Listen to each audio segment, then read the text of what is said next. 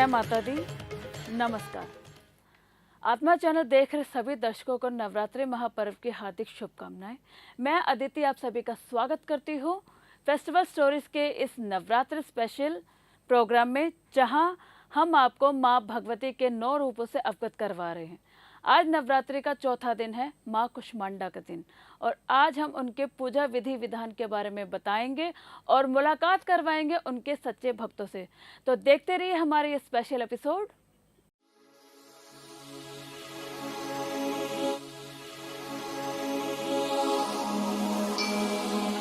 नमस्कार, जय माता की। आज चतुर्थ नवरात्रा है। माँ जगदम्बा, माँ अम्बा आप पर प्रसन्न है। आपने उपवास रखे हैं और आप माँ जगदम्बा की आराधना कर रहे हैं, और इसी तरह से आप माँ जगदम्बा की आराधना करते रहें, उपवास रखें पावन ढंग से, और आपके घर में हर तरह से खुशियाँ रहेंगी, खुशियों की लहरें बनी रहेंगी, परिवार में हर तरह से कुशल और मंगलता बनी रहेगी। और इस तरह से आज जो चतुर्थ नवरात्रा है, माँ कुष्मांडा, इनके बीज मंत्र हैं ऐं ह्रीं देव्याय नमः। बहुत ही शक्तिशाली मंत्र हैं, और इन मंत्रों से आपका जीवन, आपका परिवार हर तरह से कुशल रहेगा। माँ जगदम्बा आप पर हर तरह से कृपा बरसाती रहेगी, और आपको किसी तरह से भी कुछ, जैसे कि इंसान के अंदर घर में बुरी बाधाएं आ जाती हैं, उन बुरी बाधाओं से बचाव होगा। आपके कोई कार्य सिद्ध नहीं हो रहे हैं, आप करना चाहते हैं, हो नहीं रहे, इन नवरात्रों में अगर आप ये व्रत रखते हैं तो आपका कोई भी कार्य कठिन से कठिन भी हो तो आपको हमेशा लाभ होगा, और आपके हर कार्य में सफलता प्राप्त होगी, और यश और कीर्ति आपको मिलती रहेगी। आपके परिवार में हर तरह से कुशलता और मंगलता बनी रहेगी। आपका मान, आपको यश और कीर्ति प्राप्त रहेगी। आप ये व्रत रखें और माँ जगदम्बा की नवरात्रों में ज्योत जगाएं, फिर देखिए आपको कितने लाभ मिलते हैं। आप करके देखिए, जो कर रहे हैं उन्हें तो बहुत लाभ मिल रहा है, जिन्होंने नहीं किए हैं वो भी ऐसी आराधना करें। पूरे भारत के अंदर ये नवरात्रों का पूजन हमारे भारत के लोग बड़ी ही पावन विधि से मनाते हैं, और आप भी इन पावन विधियों से ये नवरात्रों में हमेशा पूजन कीजिए। इन मंत्रों का जो आपको बताए हैं बीज मंत्र 108 बार जपिए, फिर देखिए आपको फल अवश्य में प्राप्त होगा, हर तरह से लाभ होगा। और इसी तरह से मैं वाणी को विराम दूंगा। कल फिर इसी समय इसी चैनल पर मुलाकात करेंगे। तब तक के लिए नमस्कार, जय माता की।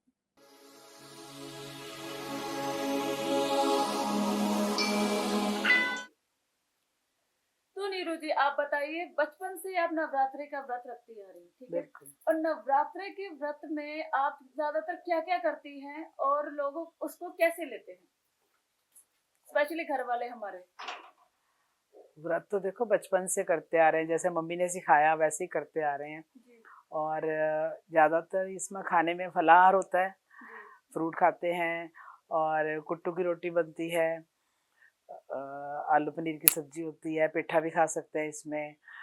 प्लस मीठी चटनी जो इमली वाली बनती है उसका मेरे को बड़ा शौक रहता है, वो तो मैं केले के ऊपर डाल के बचपन से ही खा लेती थी। अब कम खाती हूँ, गला खराब हो जाता है। तो बचपन में जब व्रत रखते थे तो दिल करता था कुछ खाने को, तो भाग के किचन में जाना, केला काटना, उसके ऊपर मीठी चटनी डाल के खा लेना। कभी ऐसा हुआ है कि नवरात्रों के व्रत में कोई ऐसी चीज बनी हो जिसके बाद आपको लगता है नहीं हम यही खाते हैं, व्रत को थोड़ी देर के लिए साइड करते हैं, स्किप करते हैं? कभी ऐसा ख्याल आया कि नहीं, वो भक्ति ऐसी रही कि नहीं, बस मन पे पूरा कंट्रोल रहा नहीं नहीं, मम्मी ऐसे बचपन करते थे में? ना, मम्मी ऐसे करते थे तो फिर ऐसा दिमाग में आता ही नहीं था।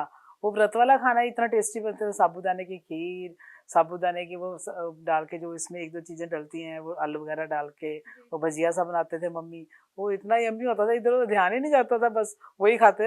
एक्चुअली ना बहुत ज्यादा क्वांटिटी में बना लेते थे, तो फिर चलते फिरते बस सारी, बेसिकली हम 3 सिस्टर्स हैं और एक ब्रदर है, तो बस सारा दिन यही नमा चौकड़ी रहती थी कि वो खा लिया वो खा लिया। व्रत में भी खाने वाला बहुत कुछ होता है, बल्कि हमारे मम्मी तो कहते थे कि तुम लोग व्रत थोड़ा रखते हो, व्रत में तो एक टाइम होता है कि नमक खाना है, तो ये कोई व्रत वाला सिस्टम थोड़ा, सारा दिन खाते जाते। पर आजकल व्रत में क्या होता है कि जितनी भी लड़कियां हैं, युवा लड़कियां, वो व्रत के नाम पे फास्टिंग रखनी शुरू कर देती हैं। तो ये कितना सही है कि इसको इस तरीके से भी लिया जा सकता है, क्योंकि धार्मिक पहलू अलग होता है और फिटनेस पहलू अलग, तो आजकल ये दोनों मिक्स कर दिया। आपका इसके बारे में क्या राय है? देखो, सबसे पहले अपनी हेल्थ है, जी। हेल्थ के साथ खिलवाड़ खिलवाड़ नहीं कर सकते हम। हम्म। बेसिकली मैं एक न्यूट्रिशनिस्ट भी हूँ, वाह। ठीक है, तो मैं सारे प्रोडक्टिव न्यूट्रिशन वैल्यू भी जानती हूँ, मेरे पास सब पेशेंट भी होते हैं। तो व्रत तो ऐसे रखना नहीं चाहिए, ये जो अपने स्लिम ट्रिम होने के लिए जी। किसी चीज़ को भी छोड़ना नहीं चाहिए, हर चीज़ खानी चाहिए, टाइम से खाएं, और मीठा नहीं खाएं, फ्राई नहीं खाएं, तो चलता है। अब जैसे अब पहले तो हम टिक्कियाँ, ये व्रत वाली, व्रत की रोटी सब खूब घी लगा के खाते थे। अब हमें भी पता है कि ये फ्राई नहीं खाना, क्योंकि इतना जिम जिम जुम नहीं जाया जाता। तो अब हम इसमें क्या करते हैं, सब्जी पनीर की बना के साथ में जो व्रत वाले चावल होते हैं वो खा लेते हैं। तो पर खाना अपना पूरा खाते हैं, ये बात नहीं है कि व्रत है तो हमने एक टाइम ही खाना, नहीं, मैं तो अभी भी नमक 2 बार 3 बार खा लेती हूँ। चलिए, ये तो खाने की और नमक की बात हुई। बचपन से लेके अब तक का सबसे बेस्ट एक्सपीरियंस नवरात्रों का आपका क्या रहा है? नवरात्रों का एक्सपीरियंस तो बेस्ट एवर जो एक चमत्कार से कम ना रहा हो आपकी। देखो, ये तो माँ है, जग जननी है, जी। ठीक है, और एक जो सामाजिक हमारी माँ होती है, वो ही हमारा इतना ध्यान रखती है, तो ये इस माँ को तो वैसे ही सारा कुछ पता है, हमें क्या चाहिए उससे पहले ही हमारा पूरा हो जाता है। तो एक्सपीरियंस तो बहुत है मेरे पास, पर मैं ऐसे पब्लिकली शेयर नहीं करूंगी, ना ना ना ना, वो नहीं करूंगी मैं। अगर आप शेयर नहीं करेंगे तो फिर बाकी सारे लोग कैसे प्रभावित होंगे कि नहीं, वो तो देखो, वो माँ ने जिसको अपने पास खींचना है, माँ ने जिसके मन में अपने लिए श्रद्धा पैदा करनी है, तो माँ अपने आप उनको आकर्षित करेगी, उनको ऐसी चीजें दिखाएगी कि लोग अपने आप अचंभित हो जाते हैं। माँ तो सपने में भी आ जाती है, जी। और सपने में भी आपका इतना कुछ हो जाता है, आपको लगता है कि ये रियलिटी में हो रहा है। मतलब मैंने तो माँ के साथ मैं खेल भी खेली हुई हूँ, जैसे मतलब एक मेरे को गाना ही याद आ गया, जैसे मात मेरी पींगा छूटे, छूटे सखियां साथ मात मेरी पींगा छूटे। तो मैंने तो वो भी एक दृश्य अपने मन में सपने में अनुभव किया हुआ है, ठीक है, हाँ।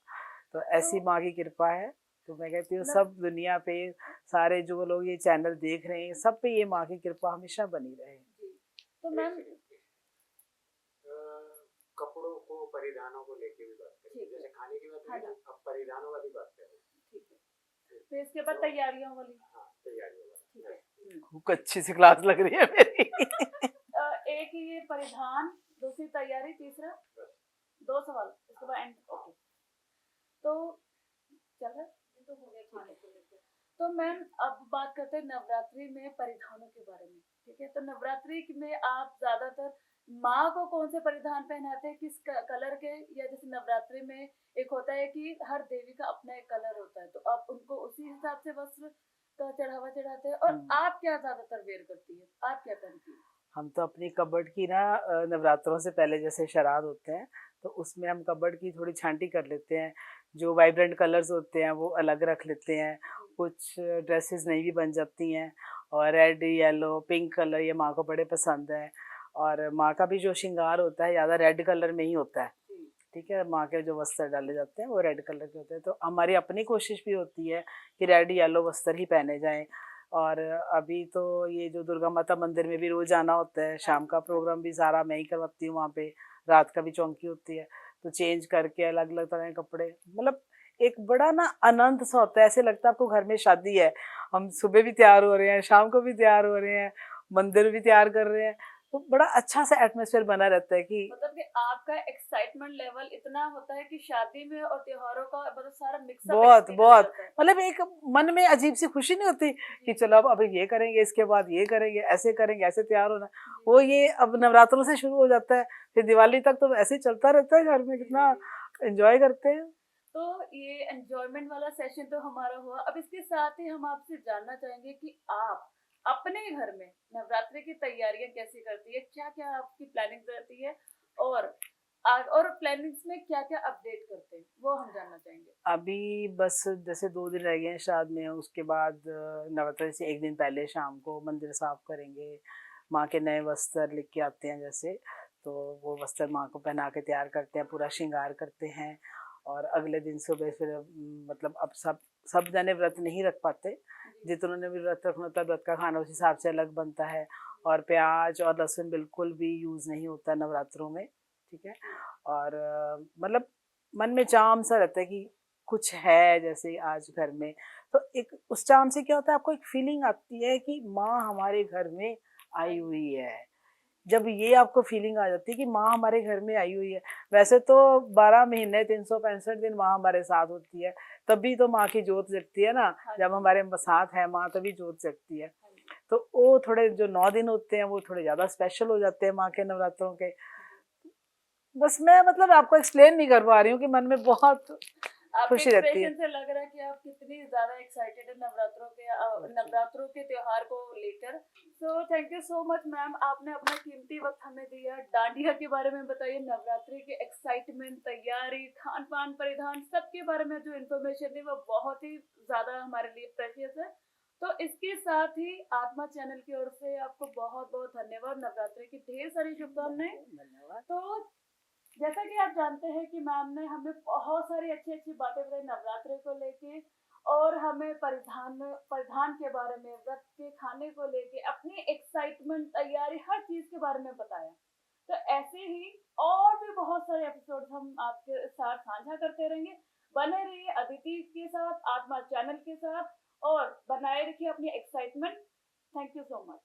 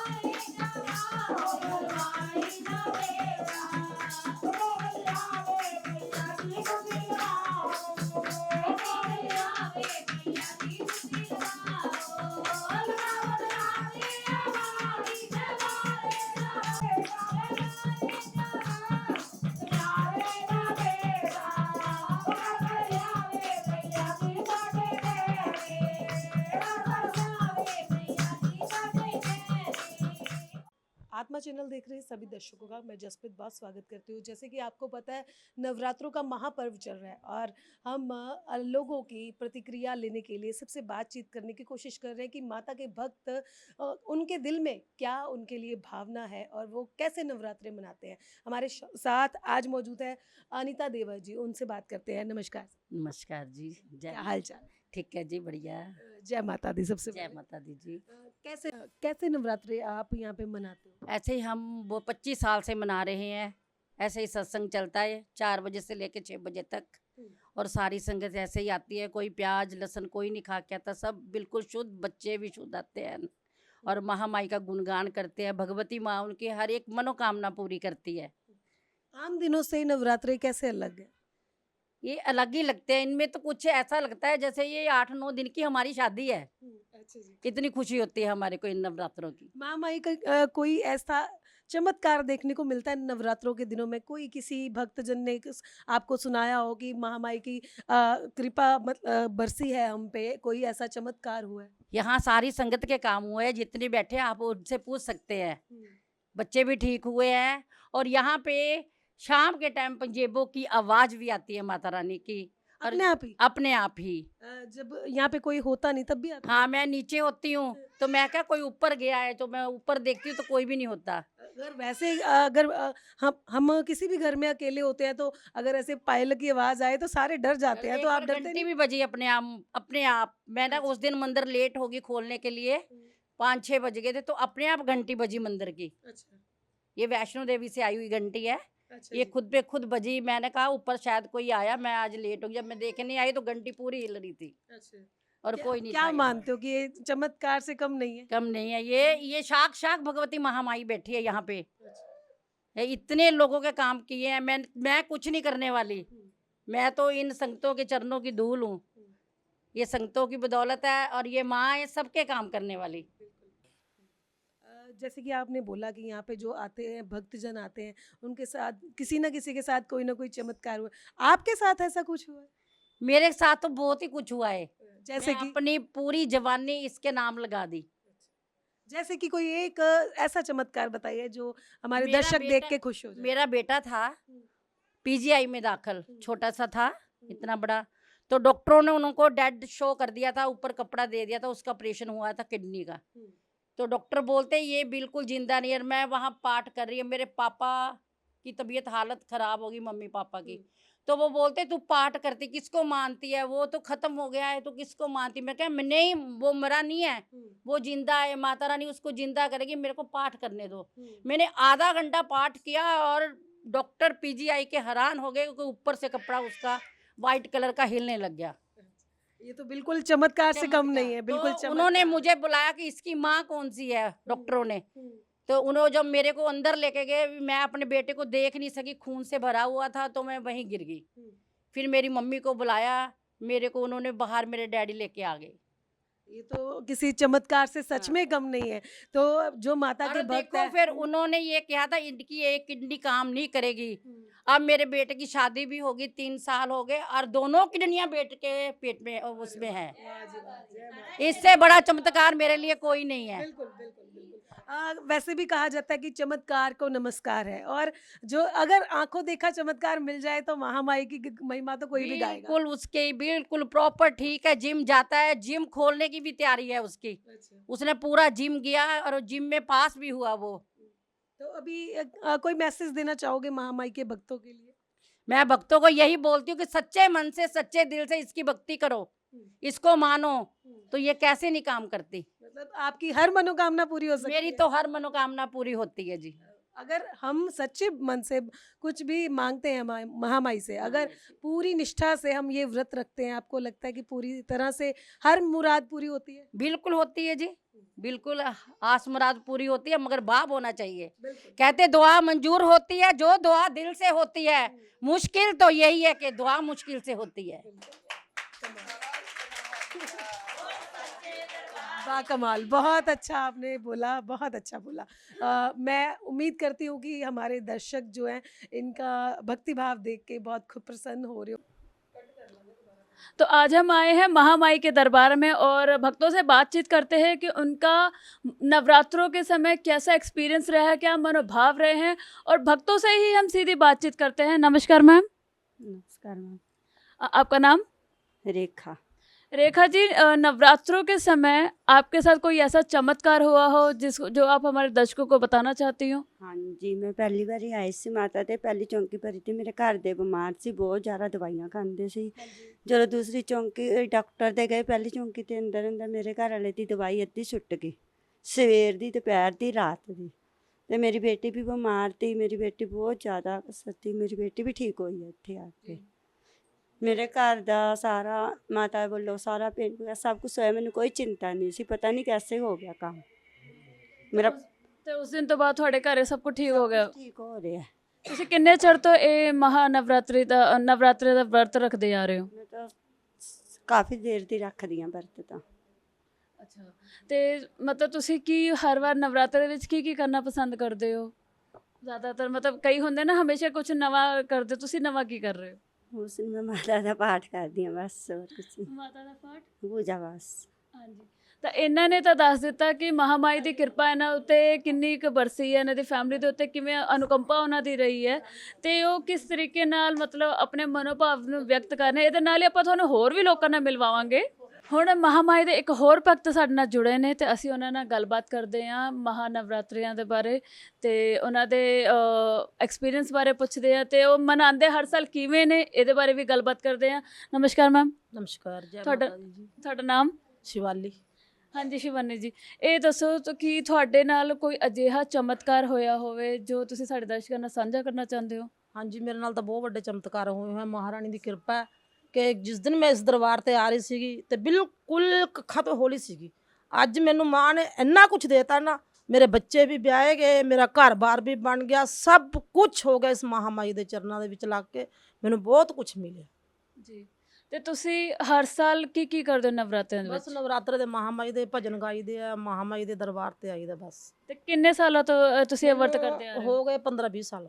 15-20 ਸਾਲ। ਹਾਂਜੀ, ਇਸ ਦਰਬਾਰ ਤੇ ਆਉਂਦੀ। ਤੇ ਵਰਤ ਵੀ ਰੱਖਦੇ ਹੋ ਹਾਂਜੀ ਹਾਂਜੀ ਬਸ ਸਾਰੇ? ਹਾਂਜੀ, ਓਨਲੀ ਸਾਰੇ ਪੂਰੇ ਮਹਾਮਾਈ ਦੇ ਕੰਜਕਾਂ ਬਿਠਾਈ ਦੀਆਂ ਪੂਰੇ ਨਵਰਾਤਰੇ ਮੈਂ ਔਰ ਮੇਰਾ ਹਸਬੈਂਡ ਦੋਨੋਂ ਰੱਖਦੇ। ਤੇ ਦਰਸ਼ਕਾਂ ਨੂੰ ਕੀ ਕਹੋਗੇ ਜਿਹੜੇ ਵਰਤ ਨਹੀਂ ਰੱਖਦੇ, ਜਿਨ੍ਹਾਂ ਦੀ ਭਗਤੀ ਮਤਲਬ ਬਸ ਇੰਨੀ ਹੈ ਕਿ ਹਮ ਮੱਥਾ ਟੇਕ ਲਿਆ ਜਾਂ ਫਿਰ ਨਾ ਦੇ ਬਰਾਬਰ, ਉਹਨਾਂ ਬਾਰੇ ਕੀ ਕਹਿਣਾ ਚਾਹੋਗੇ? ਬਸ ਮੈਂ ਤਾਂ ਇਹੀ ਕਹਿਣਾ ਚਾਹੁੰਦੀ ਹਾਂ ਕਿ ਜਿੰਨੇ ਵੀ ਹੈਗੇ ਆ ਮੈਂ ਮਤਲਬ ਮਾਸ ਮੀਟ ਅੰਡਾ ਕੁਛ ਨਾ ਖਾਓ। ਮਹਾਮਾਈ ਦੇ ਦਿਨਾਂ ਵਿੱਚ ਜਿੰਨਾ ਵੀ ਹੋ ਸਕਦਾ ਮਾਂ ਦੀ ਭਗਤੀ ਕਰੋ। ਮਾਂ ਦੀ ਭਗਤੀ ਕਰਨ ਨਾਲ ਹੀ ਉਧਾਰ ਹੈ ਦੁਨੀਆ 'ਚ, ਉੱਦਾਂ ਉਧਾਰ ਨਹੀਂ ਕੋਈ ਵੀ ਹੈਗਾ। ਕਿਸੇ ਨੇ ਆਪਾਂ ਨੂੰ ਗੱਲ ਨਾਲ ਨਹੀਂ ਲਾਣਾ, ਸਿਰਫ ਮਾਂ ਤੋਂ ਸਿਵਾ ਜੀ। ਨਾ ਕੋਈ ਆਪਣਾ ਭੈਣ ਭਾਈ, ਨਾ ਕੋਈ ਮਾਂ ਬਾਪ, ਸਿਰਫ ਉਹ ਮਾਂ ਬੈਠੀ ਹੈ ਜਿਹੜੀ ਕਿ ਆਪਾਂ ਨੂੰ ਗੱਲ ਨਾਲ ਲਾਉਂਦੀ ਹੈ, ਆਪਣੇ ਦੁੱਖੜੇ ਦੂਰ ਕਰਦੀ ਹੈ, ਹਰ ਖੁਸ਼ੀਆਂ ਨੂੰ ਆਪਾਂ ਨੂੰ ਆਪਣੇ ਨਾਲ ਹਾਜ਼ਰ ਰਹਿੰਦੀ ਹੈ ਜੀ।